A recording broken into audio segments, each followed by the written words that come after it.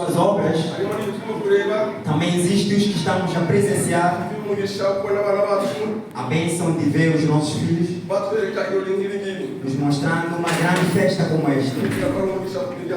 É bênção para a família,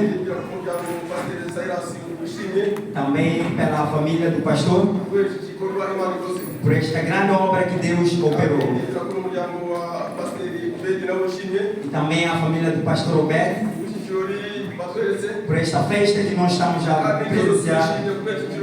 E também a igreja está e também Deus está aqui. Louvado seja nosso Deus.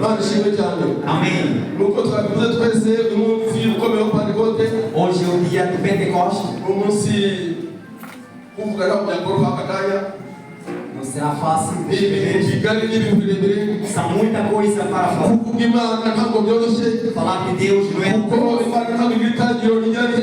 Deus não tem início nem fim. Não é algo simples falar de Deus. Mas vamos falar um pouco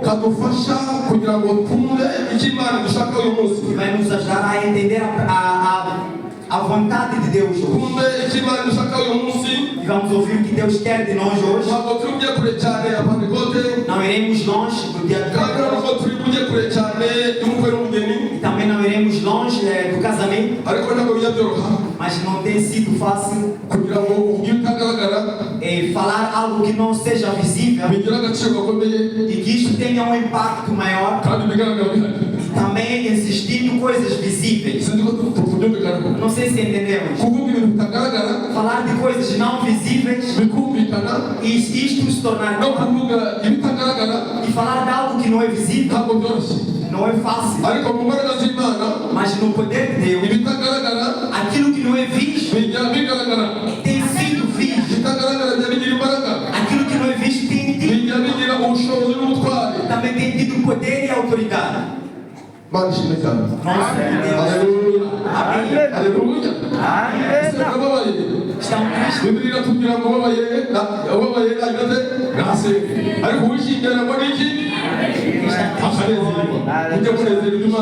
Então se alegre. Principalmente quando estiver na casa de Deus. Não pode deixar de ser limpo na casa de Deus. Não pode faltar alegria na casa de Deus. Porque antes de chegar na casa de Deus, lá fora está o inferno. Mas na casa de Deus, quando você foi ferido fora, chegares à casa de Deus, você volta para casa sarado. Quando você sai de lá fora magoado, você sai da casa de Deus, Deus renovou as suas forças. Não vamos falar muito. Falar de Deus é uma longa história. Não iremos longe do Pentecostes.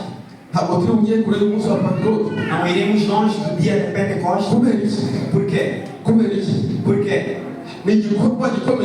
é um trabalho muito forte que nós lembramos o que Deus fez para com o mundo. Foi uma missão muito que Deus efetuou, porque o dia em que Deus veio morar no meio de pessoas, foi o dia onde a igreja nasceu. Foi o dia que Deus veio morar no meio dos homens. Aleluia. Amém.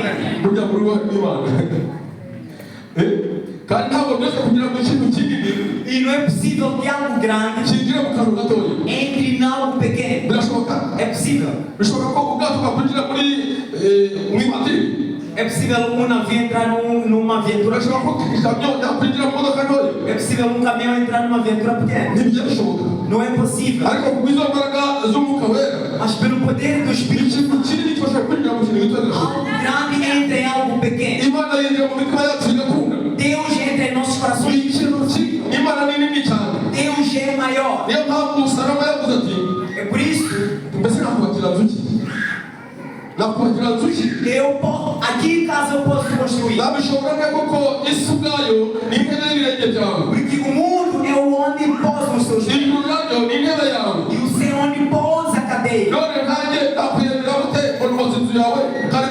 Então como posso construir uma casa para o Senhor morar?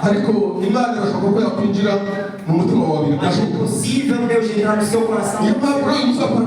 É por isso hoje deve depender. Não porque sejamos a igreja.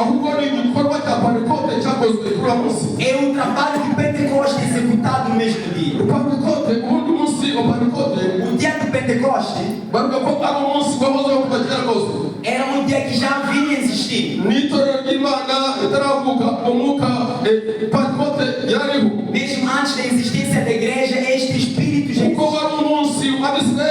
Porque era alguém que israelita, eles colhiam as primícias. No meio das suas machamas, colhiam as primícias e traziam. Era um dia famoso em Israel. Era o dia de trazer as primícias na casa de Deus. Mas nem só isso. Isto também é o nome do Espírito. É um nome que já vinha existindo. Este nome do Espírito é um nome significado em hebreu. É a autoridade suprema, mas que não seja visível do homem.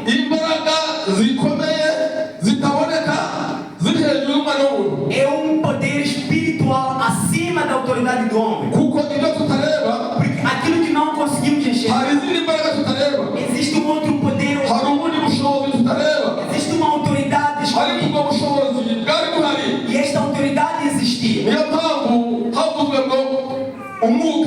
É por isso dizia-se. Então esse espírito já existia. Também existia o espírito mau. O espírito que desviava as pessoas. O espírito que fazia com que as pessoas não sentissem alegria. Louvado seja o nosso Deus.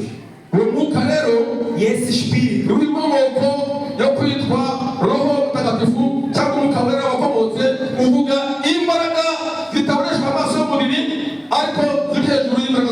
então esse espírito vem do Espírito Santo, que significa autoridade escondida por cima da autoridade do homem. É um poder não visto, mas existente.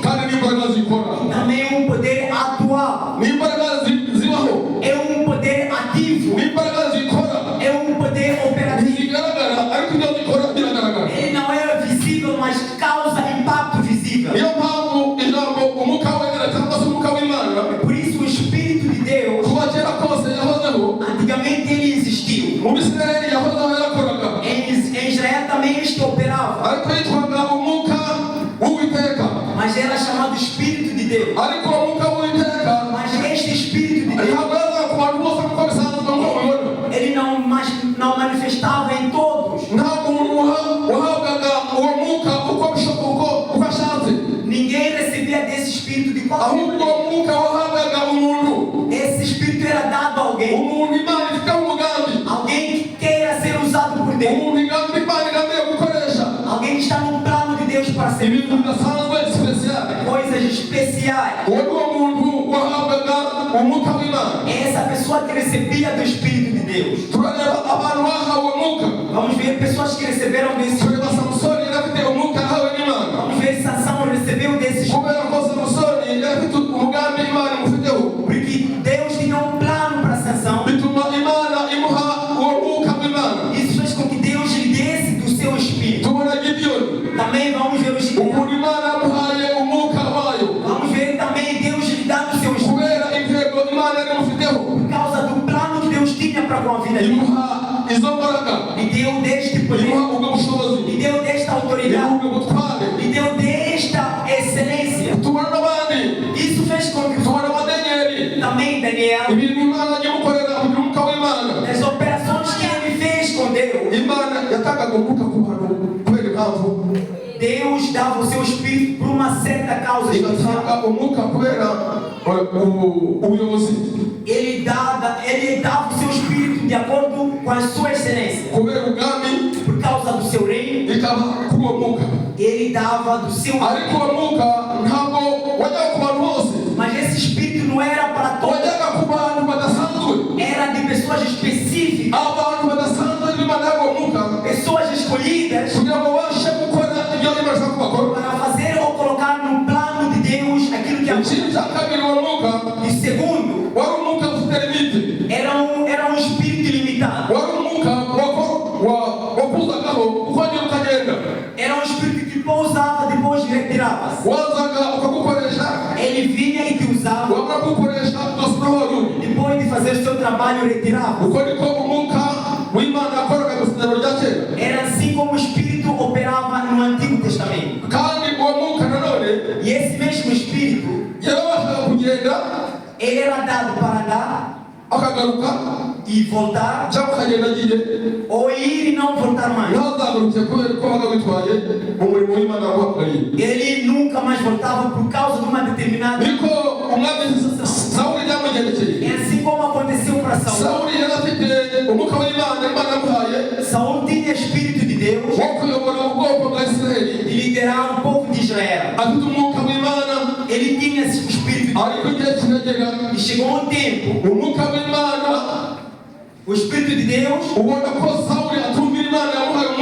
e viu que Saul tornou-se rebelde, e o espírito de Deus retirou-se dentro dele. Significa que é possível este sair e voltar. E quando este espírito saiu, ele não ficou só. Entrou um espírito mau. Entrou um espírito mau. Onde não existe espírito de Deus, existe uma outra coisa para ocupar. Existe a outra coisa. Quando o espírito de Deus sai, entra algo estranho. Então esse espírito, o espírito de Deus, onde não está,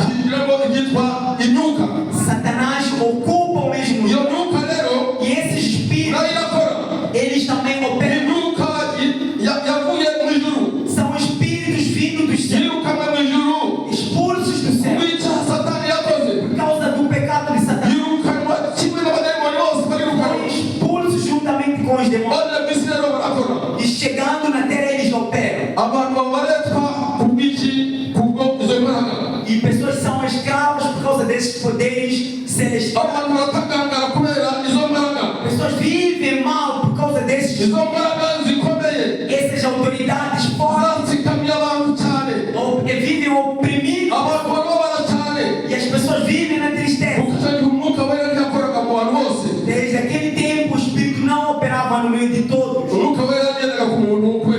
Espírito Santo era limitado de acordo com a especificação de cada pessoa. O Espírito Santo saía e voltava. Uma vez Davi, ele falou em Salmos 51, depois de pecar contra Deus, depois de ele ter pecado contra Deus, ele disse: Deus, não tire de mim o seu espírito. Deus, não tire de mim o seu espírito. Era possível notar, quando Deus lhe dá o seu espírito, ele pode tirá-lo e levar para ele. E Davi orou dizendo: não tire de mim o seu espírito. E quando o espírito sai de ti, entra uma coisa. E quando entra, não é o espírito, são espíritos. E esses espíritos estão para contra a vida, estão contra a sua saúde, e também para contra a vontade. Vamos falar desses poderes. Poder desses espíritos. É um espírito que tem autoridade acima da autoridade do homem. É um poder que está acima de toda a força do homem. E esse espírito é que usa as pessoas.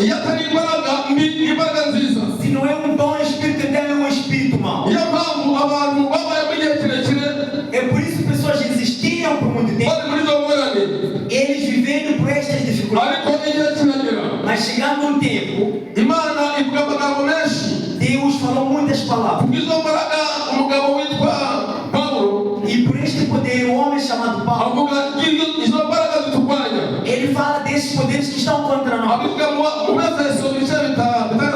Ele fala em Efésios capítulo 6, no verso 12.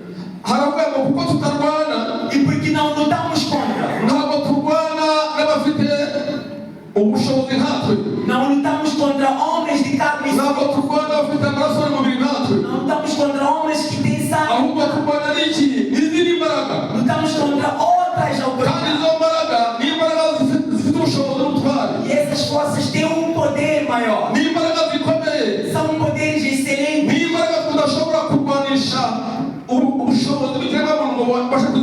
São poderes que é impossível vencer com uma força normal. É por isso Paulo, ele mostrou a grandeza desses autoridades, mostrando o poder dessas forças, que para o homem será possível vencer esses poderes.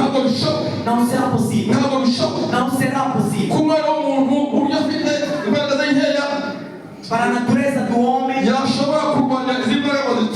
ele não será possível vencer. É por isso lemos a palavra de Deus. No Antigo Testamento, nós olhamos quanto eles viviam oprimidos. E chegou um tempo, foram dados uma profecia, onde encontramos no livro de Joel, no capítulo 3. Pode visitar o texto. Joel capítulo 3.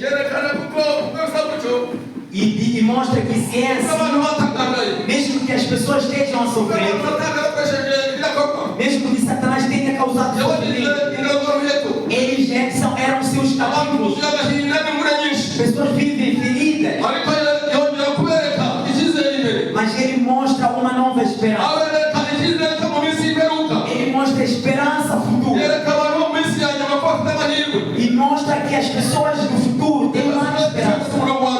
Vamos ver no capítulo 3, verso 1. Joel capítulo 3, verso 1.